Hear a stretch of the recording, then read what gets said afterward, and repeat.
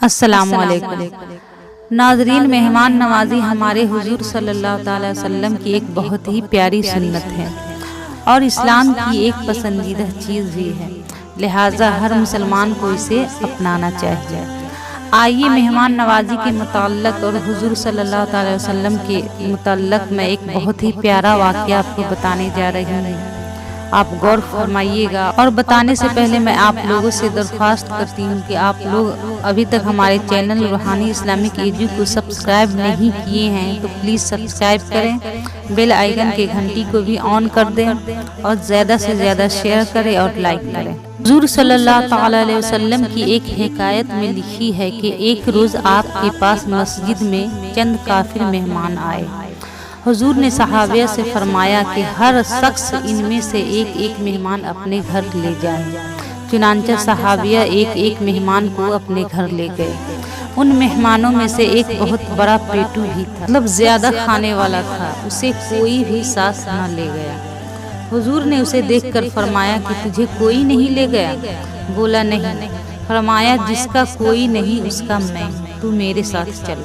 حضور نے اسے گھر لے آئے اور اس کے آگے روٹیاں اور بکری کا دودھ رکھا۔ وہ سب کچھ کھا گیا، حتیٰ کہ اہل بیت کے حصے کا کھانا بھی کھا گیا۔ حضور نے رات کو اسے ایک حجرہ میں سلایا۔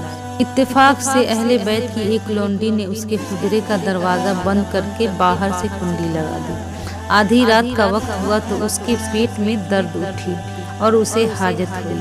اس نے باہر نکلنا چاہا تو دیکھا کہ دروازہ بند ہے۔ رفع حاجت کا زور اور دروازہ بند، اتفاق اس کی آنکھ لگ گئی۔ خواب میں دیکھا کہ ایک ویران جنگل ہے، جنگل دیکھ کر وہاں بیٹھ کر اس نے پیخانہ کر دیا، اور جب جاگا تو بستر پیخانہ سے گندا ہو چکا تھا۔ بڑا گھبرایا اور صبح کا انتظار کرنے لگا۔ صبح حضور صلی اللہ تعالی وسلم تشریف لائے تو آپ نے دروازہ کھولا اور خود دروازے کی اونٹ میں چھپ گئے تاکہ وہ شرمندہ نہ ہو۔ چنانچہ کافر دروازہ کھلتے ہی وہاں سے بھاگا۔ اس کا گندا بستر دیکھا تو حضور نے فرمایا لاؤ اس کا بستر میں خود دھوؤں۔ غلاموں نے عرض کیا حضور ہمیں دھونے دیجیے۔ فرمایا میرے دھونے میں کوئی حکمت ہے۔ صحابہ منتظر رہے کہ دیکھے اس میں کیا حکمت ہے۔ چنانچہ کافر دور نکل گیا تو اسے یاد آیا کہ اس کا ایک ہیکل و نقش حجرے میں رہ گیا تھا۔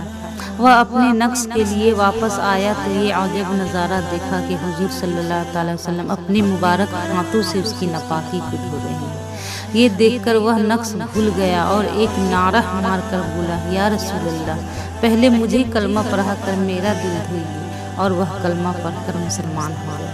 صحابیہ نے عرض کیا اب ہم سمجھے کہ آپ اس کا بستر نہیں اس کا دل دھو رہے تھے۔ تو دیکھا دوستو آپ نے، حضور صلی اللہ تعالی وسلم کو ہر چیز کی خبر پہلے ہی معلوم ہو جاتی ہے، کیونکہ وہ جانتے تھے کہ اس کافر کا زیادہ کھانا کھانا ہی اس کے مسلمان ہونے کا باعث بن گیا اور وہ مسلمان ہو گیا۔